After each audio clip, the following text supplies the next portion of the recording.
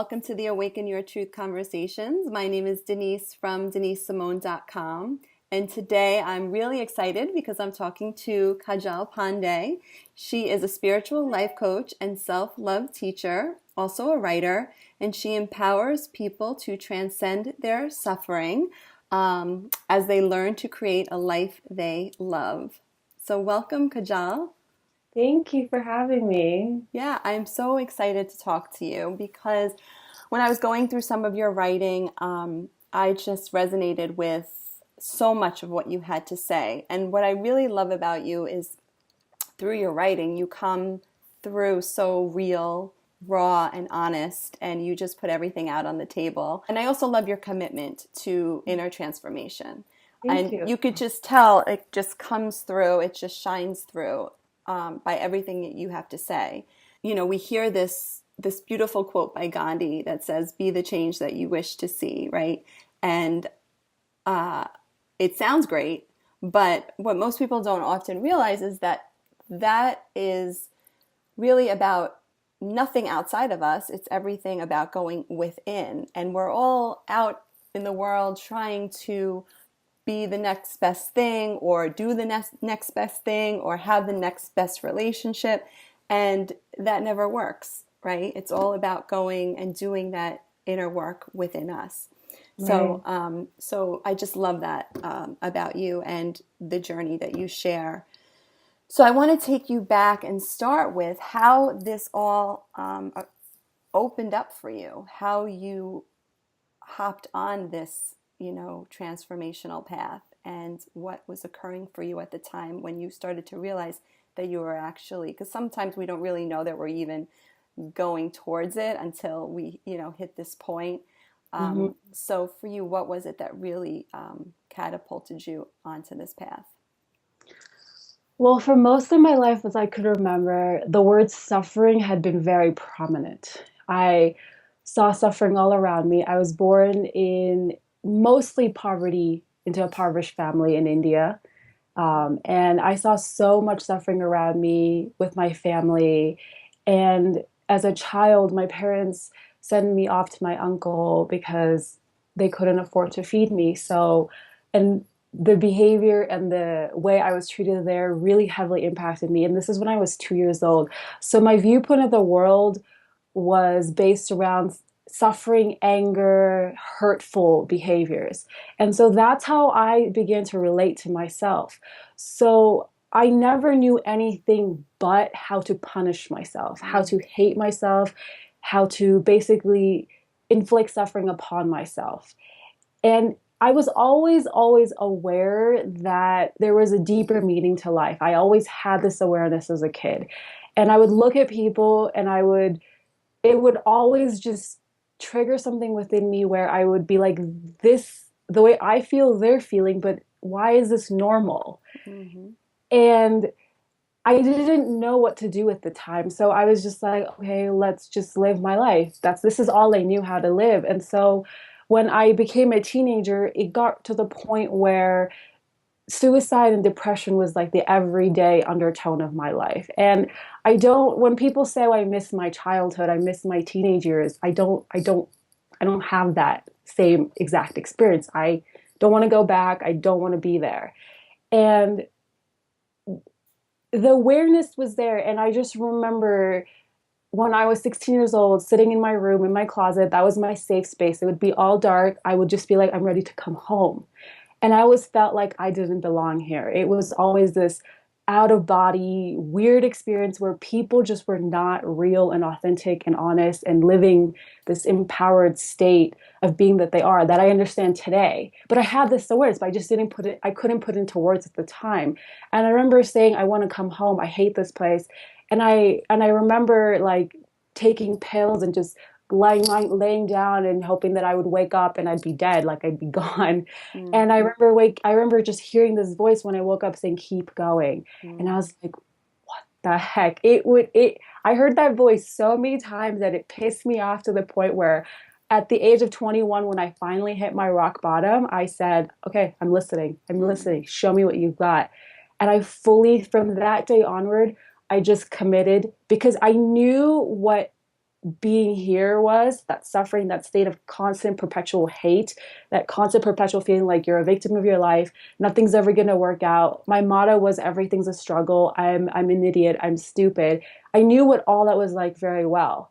I was like, okay, what's the opposite of that? And I committed to that. I didn't know what it was, and I just committed to that. And that's when I really felt like I found myself, because for the first time in my life, I felt like I was supported again. I was loved again. And I wasn't just sent here from the universe to just suffer and die and exist. So that's what really just sparked all this. And I also think that when you're at a point when you are ready to take your own life, there is so much hate with you. And I believe that hate is projected two ways: outward hate, where you go kill someone else, or inward hate, where you literally take your own life.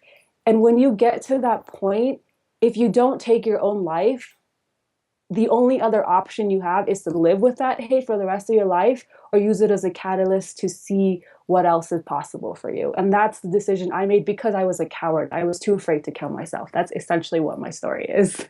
Yeah, that's powerful. So powerful. Thank you for sharing that. Thank you for having that courage to share that. And I just want to add that those out there that are doing all these atrocious acts that we're seeing so much right now, it is because there's internal hate, and that we really need to come to this awareness that the only reason why those kind of actions occur is because of the self-hatred that's going on inside, right? We don't have that capability to do that if that wasn't happening. Right. So, yeah, so you said you hit rock bottom at 21 years old. So tell me, what was the first tool that started to navigate you on this path? Is there anything that sparked you initially to get you, up and out of this suffering? For me, growing up as a kid, I grew up with the internet age. So social media was, I grew up with it. That's when it began. And I loved YouTube. I loved watching YouTube. And back then I used to watch like tons of beauty videos and fashion videos because I loved it. And I even had a fashion blog for a while because it was just a way for me to express myself, get away from this feeling of numbness that I was living in. And I remember specifically one day, and a couple of days prior to that, I remember I had gone on my knees and I had just said, "Dear God, please stop the pain. Like, I'm ready. Make my life useful. Use me, make me of service, because I can't die because I'm a coward. I can't kill myself. And I can't just exist knowing that I'm not doing anything to better my life, and in effect, better other people's life. My only goal in my life has ever been is to help people. That's my only passion. And I remember getting on my knees and I said, use me. And if you don't use me, then kill me. That's it. And I remember watching YouTube one day, and this girl was talking about a book she was reading, and the book was You Can Heal Your Life by Louise Hay. And instantly I was like, I felt so drawn to it. I drove to Barnes and Nobles that day. I got the book and I just read it. But I read it and I put it away. Because although it had opened me up to being like, oh my gosh, there's something there, I wasn't fully ready to commit to the work.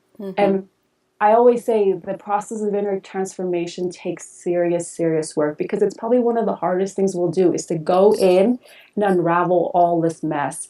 But the thing is, the beauty is when you start unraveling all this mess, you realize that this mess that you're living in has no validity.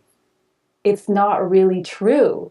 And then you just get excited and empowered by that. And you're like, let's go deeper, let's go deeper, let's go deeper, right? Yes. But on the other hand, on the other side of it is that commitment can be really difficult because there's the ego part of us that always wants to take us back to our comfort zone. And the comfort zone really is not so much a comfort zone because that's where the suffering occurs. Right. Okay, so for you, I want to talk about acceptance because I saw that you wrote a lot about it when I was reading some of your work. And I think acceptance is a really powerful component to transformation. So for you, how did that play a role in your journey? Huge, huge. I'm a firm believer not until do we accept who we are Mm-hmm. can we change anything. Mm-hmm. For me, it was a long, hard process to just look at myself and say, I accept you, because I felt like a fucked up failure, literally. Like you read my article for the Huffington Post where I said I graduated with a really bad GPA. I was making almost $9 an hour after I graduated college. I disappointed my parents. I wasn't really on terms with my family. I just felt this complete failure. And my past, everything that I'd gone through as a child was so prominent. I had identified myself as that weak, helpless, stupid, idiot, useless human that I was like, I can't accept her. Why would I want to accept her? Like, this is not going to work. But I realized that through this process of sitting with myself and just saying what don't you like about your life, what don't you like about yourself, what do you want to change, how do you want to transcend this, I realized that acceptance was a huge part of it, because acceptance was the first step for me to say, yes, I'm gonna commit to loving you. Mm-hmm. Yeah. Right. Yeah. And it's Absolutely. and it's not going to be a one day where you're going to be like, okay, I accept you. It's going to be a commitment you make every single day. One day when you're standing in the mirror and you want to poke at your fat, you say, okay, I'm fat. I'm going to own it. But the fact is, if I accept it, it will no longer have power over me. And Yes. just little shifts in awareness like that really allowed me. And at the same time, when all this was going on, I was reading and absorbing so much information.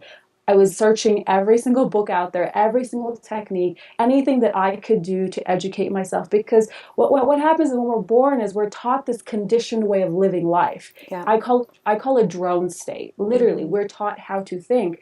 But when you take that initiative to teach yourself how you want to think, you become this empowered creator of your life, and you realize that I have the power to change things. Mm-hmm.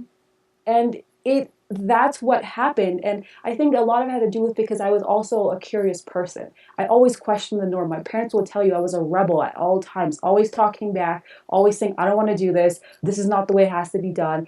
And I think that at the time I hated that about myself, but I love that about myself now, because that doesn't allow me to take someone else's reality as my reality. Beautiful. Right. Beautiful. Yes. And I just want to talk about comparison. I want to just bring your culture in a little bit because you were in India till what age? I was 6 when I moved to the United States. Okay. And I just read a little bit about where you said you weren't the typical Indian child, right? No. And I love that because, that is where that thought alone creates suffering because there Hmm. is no such thing. There's Hmm. no such thing. But if we put ourselves in a box that we're supposed to be this certain way based on culture, society, even just our immediate family, then that's where the suffering comes from. So, did you find yourself comparing yourself to every other child of your culture and the fact that you didn't relate on any level? Well, yes, I did, but what made it really worse is that my parents compared me to every other child in my culture, in my community. They would always tell me, "Oh, look at this person who's getting straight A's. Oh, she's in eighth grade. She's taking SAT classes. She got 2,400 on her SATs. She's going to Harvard. Look at you. You're not doing anything. You're just who knows what you're going to do with your life." And it really just, their perception of me became my perception of me. And comparison is something I still struggle with to this day, Of course. because Mm-hmm. it's so heavily ingrained in our culture, but Yes. it was so heavily ingrained in my upbringing. And it's Mm-hmm. very prominent in the Southeast Asian culture. Your parents will constantly compare you to another kid who's excelling and going above and beyond, but the thing is, though, when you haven't learned acceptance from your own immediate family, it becomes very hard for you to accept yourself. So Yes. that's when you use the outside world to mold yourself into this person who will be acceptable. But in the process, you lose your truth, you lose who you really are, and it becomes this like uphill climb. And I think for me, I realized that I don't fit in and I'm okay with it. But I realized today that because I don't fit in, I can create a bigger impact in the world, Isn't that the gift right there? right? Yeah. It's so beautiful. So beautiful.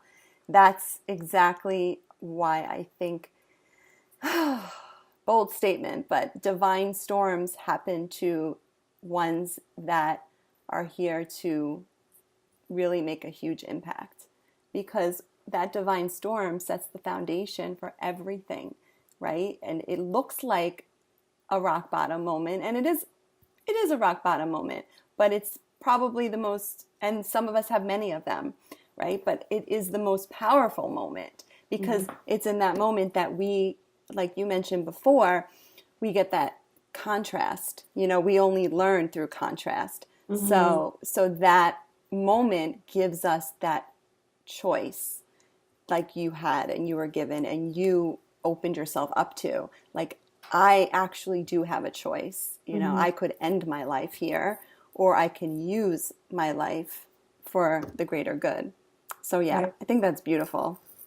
So tell me about some of the tools that you use on a daily basis to keep yourself grounded and to keep yourself connected to your truth. Well, my first one is my journal, which is right here. Mm-hmm. And when I was going through this whole process where I said, I'm going to commit, I'm going to do this, I'm going to do this work, I'm going to go on this journey, the first thing that I turned to was writing. It was instant. I didn't even have to think about it. And I remember I used to work on Michigan Avenue, and on my lunch breaks, I would go to the Argo Tea coffee shop down the street, and I would sit there and I would just write on my lunch break. And one day specifically, I was writing and just crying my eyes out and writing and writing and writing and writing. And that point, I read back what I wrote and I was like, this is what's going on inside of me. Mm-hmm. And no one had ever been able to tell me what was going on inside of me. The piece of paper did. And from that day onward, I just made journaling a practice. So even now, when something is on my mind or something's bothering me or I'm going through a lot internally, strife, or I feel that my ego, I've named my ego. So if Gazelle is acting up, that's her name. I sit down in my journal. I'm like, why am I being triggered by her right now? Why is she saying what is she saying? And I realized that there's this internal dialogue that goes on inside of us that we're not aware of. And when you Mm-hmm. put it onto the paper, it brings so much clarity and awareness. And then you have a choice to make. Am I going to feed this dialogue or am I going to choose another dialogue? So journaling is something I do every single day. Another thing that I do or did or discovered was a Kundalini yoga meditation called the Kirtan Kriya meditation. And I started doing Kundalini yoga about 3 years ago, and I became heavily immersed in it. And my teacher recommended doing this meditation called the Kirtan Kriya meditation. And it has transformed my life because I was a very negative person, stuck in their past, um, and constantly hurting myself. So what this meditation does is cleans your subconscious garbage and it helps release old habits. Some of us are addicted to hating ourselves and addicted to negative thinking, and that was me. Mm-hmm. So this meditation, what it did was it created awareness around my thinking and my addiction to my negative thinking. And I do this meditation every single year for 40 days. You're supposed to take it on for 40 days because it helps to break a habit. But this past year I did it for 120 days, which helps you master the habit. Mm.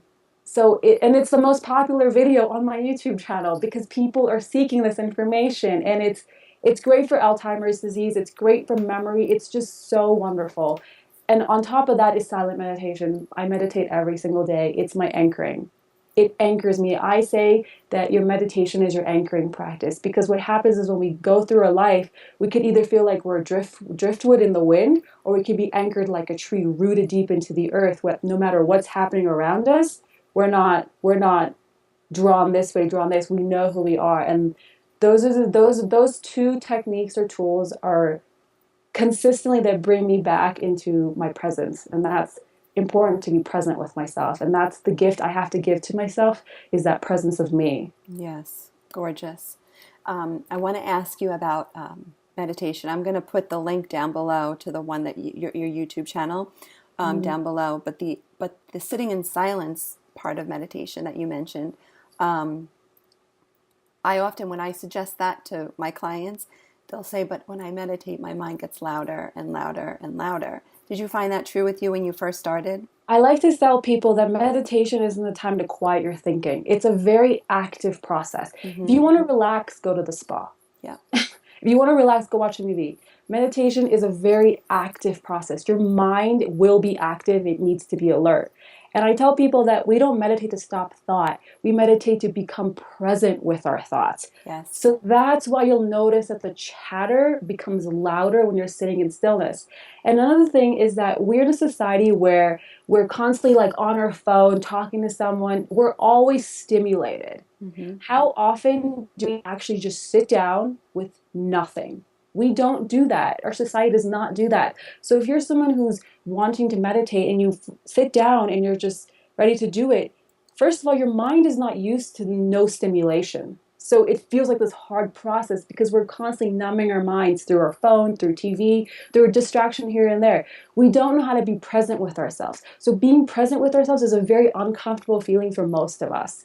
Yes. And when you accept that it's okay to be Mm-hmm. uncomfortable with being present with myself, you'll realize that because I haven't given myself the time to be in my own presence is the reason I'm feeling so much weight of my thinking of all that is going on when I actually sit down, close my eyes. And it's like a muscle. It's like you go to the gym to build a muscle, right? Yeah. You go and you see your muscles changing. Same thing. When you meditate, you're building a muscle. So showing up consistently to your practice with the awareness that the thoughts will be there. I'm not here to stop the thoughts. I'm just here to become present with the thoughts and let them come. And you'll realize that over time, they become less and less and less, and they're not as loud anymore. Mm-hmm. And that's the whole point, is to be aware of what's in our subconscious, what's in our, Right. right, so that we then have the choice to change and shift. But if we're not aware, then we're sitting in a state of victimhood, right? We just keep on that hamster wheel of doing the same old thing over and over again because our thoughts keep replaying out over and over again because we don't even know we're having those thoughts. Right. So that's really good. Thank you for that. Tell me about how once you started to bring up these old repetitive thoughts and you Mm-hmm. started to really witness them and see the aspects of yourself that were really, creating the suffering for you, did forgiveness come into the picture to help you with that process? Does forgiveness play a role on your journey of healing? Yes, yes, huge. Forgiveness is a daily practice. Mm-hmm. Daily, daily practice. And Can you just talk about why it's so important? because when you forgive yourself, you release yourself from the burden you're carrying. Mm-hmm.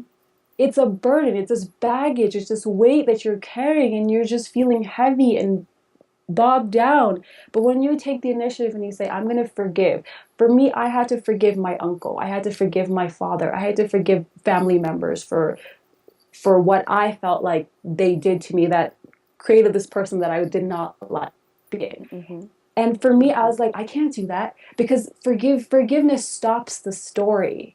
Yeah. You stop running on that hamster wheel. When you don't forgive, you're choosing to keep the story alive, but then you're wondering why you're still feeling the same way. Mm-hmm. You don't forgive for them, you forgive for yourself. You forgive so you can set yourself free from their energy, from what they did. Because when you do that, you become this empowered being and you say to yourself, I'm going to create my own story. I'm going to live out my own story that's on my terms, the way that makes me feel good. So Mm-hmm. for me, it's a daily practice I do because I'm not perfect. Okay. If I was perfect, I wouldn't be having this human experience. I'd be in spirit form. Mm-hmm. Right? Yeah. And so I have days where I will look at myself in the mirror or make a snarky remark or I will tell you that I'll tell myself I didn't do this right. I just say I forgive myself. I release myself from this. And something that I like to come back to is that when I forgive, I reclaim my peace. Mm-hmm. And a mantra that I like to use is peace is my power. Mm. And so when I forgive, it's a reminder that when I choose peace, I'm in my power. Yes. And Yes. it's healing. It's healing. Yeah. Talk about embracing wholeness. I notice that's a big theme in your work, right? It is. What But is, like, what's that? I'm sorry, go ahead. No. Wholeness, the word wholeness, what does that mean to you? the word wholeness is both light and dark.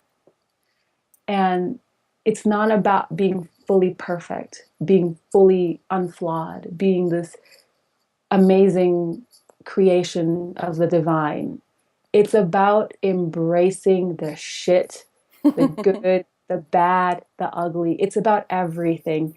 And we can't fully ever be in the light because the light needs the darkness to even exist. And that is part of the human experience. And I feel like when we make peace with that, we realize that darkness is not bad. It's just holding the space for my light. Because you cannot see light when there's light. You need you need the darkness, excuse me, to see the light, right? So Yes. embracing your wholeness is the totality of everything. Your past, your mistakes, your trauma, what you've been through, but realizing that there's transcendence in that, which is the story you want to live, the story you want to tell, the story you want to experience. And it's the bridge between the two. The bridge between the two. And it's Yes. possible and it's yours to have. Yes, it's for everyone to have. And it's your willingness to walk. That commitment is what transcends everything. And you realize that because of everything that's over here that's dark, and because of everything I've experienced that's the light, it's the totality of everything. Mm-hmm. And that is me. Yes. Mm-hmm. And I noticed that so many of us want to just experience the light, mm-hmm. right? And the darkness is often resisted mm-hmm. because we fear it. Mm-hmm. And in actuality, there's really nothing to fear. Right. What we should be afraid of is never owning our darkness, mm-hmm. because the darkness then just runs the show, right? Right. So tell me about your life today, and tell me about the work that you're doing in the world. My life today is completely different from what it was 10 years ago, 5 years ago. The 16-year-old me is very proud of me today. She is very proud, and she understands that voice that said, keep going. She mm-hmm. understands it today. And my life today is I do the work that I love. I have become this empowered creator of my life. I no longer live in victimhood. I no longer am ruled by what happened to me. And I've chosen to transcend my suffering through self-love. And it's a commitment. It's an ongoing process, and it will be prevalent 20, 30 years down the line too. And my only intention and my only message I want to share is that the relationship we have with ourselves reflects the relationship we have with everything in our life. Mm-hmm. Everything in our life. And when you choose to work on the relationship with yourself, you'll notice that without effort, without much pushing and shoving, everything else in your life will just work itself out. And that's what I aspire to teach people, to take charge, to take control, because some of the biggest problems we see in the world today, the whole system of government or the poverty or the terrorism, I am a firm believer that it will all be solved through people who start loving themselves. Right on, sister. It's a projection of the lack of self-love. When you love yourself, you can love another. And when you love yourself, you can never hurt another. Mm-hmm. Because you can hurt yourself, that is the reason you can hurt someone else. That's the only reason. And it's such a simple concept, and I love that. I love that life is simple. I really believe that everything that we are here to do on this planet, everything about this journey is very simple, but our ego makes it very complicated. When we look at the world through our physical senses, it seems so unfixable. It seems so broken. But when you go through this process of choosing to love yourself and transcend whatever is going on through the power of embracing your relationship for where it is right now and realizing that I can change my story. And when I change my story, what you're doing is you're teaching other people that they can change their story. So it's even applicable to the little boy who's in China right now living in poverty. Yes. That's why I love this work so much. I feel like it's the one thing that will completely heal the world. You're so right on about that. It is the one thing that will completely heal the world. And yet it's the one thing that most of us are running from. Mm-hmm. And that's why we need people like you out there. I want to talk Mm-hmm. about emotions. Why is it so important as part of embracing our wholeness to embrace our emotions, all of our emotions? Our emotions are always, I like to look at emotions as signposts. Mm-hmm. Our emotions are always giving us feedback as to what's going on inside of us all the time. And when we understand that our emotional well being is just as important as our physical, as our mental, as our spiritual well being, realize that emotions are tied to everything. And emotions is energy in motion, right? Mm-hmm. So when you understand the energy of the emotion, you can decide to either give it more energy because we're so powerful. We are beyond powerful. And many of us don't have that awareness how powerful we really are. When we give power to something, it becomes so prevalent in our lives. And most of us give our energy to emotions that don't feel good. But it's not about pushing them away and making them be like, you're wrong. It's about embracing them and holding them as like a little child. You would hold a child who's crying, who's throwing a tantrum. You wouldn't tell the child to shut up. It's about doing that same nurturing process with your emotions, saying, I hear you, you're here, I'm here for you, I've got your back. And you realize that that emotion of anger, that emotion of fear, that emotion of frustration will just melt. It will literally melt. It will become like this ice cream melting in a really hot summer day. And you'll realize that that emotion, because I decide to love it, it doesn't feel as strong and heavy and powerful anymore. Yeah. You transcend it into Mm-hmm. something that is lovable, something that you realize is just trying to help you. That's it. Yes, it's a guide. It's a guide for Mm-hmm. us, and they'll always show us where we're at if we just pay attention to them. Right, right. Mm-hmm. Yeah, it's beautiful. Thank you so much for talking to me. I really appreciate it. Yeah, this was fun, and so, just tell everybody where you can be found. You can come say hi to me on the website. I love getting emails and interacting with people. This is the reason I do this work because I felt like a loner and loser majority of my life. So I love just connecting with people. So you can drop me an email or come say hi to me on the website, which is kajalpandey.com. And I Okay, also have a YouTube channel which I make videos on every single week, which is just awesome, linked on my website too. So you can just check me out there. great, awesome, and you offer a free journaling ebook there too, right? Right. Yeah, so check that out. Great. Thank you. Have a wonderful day. You too.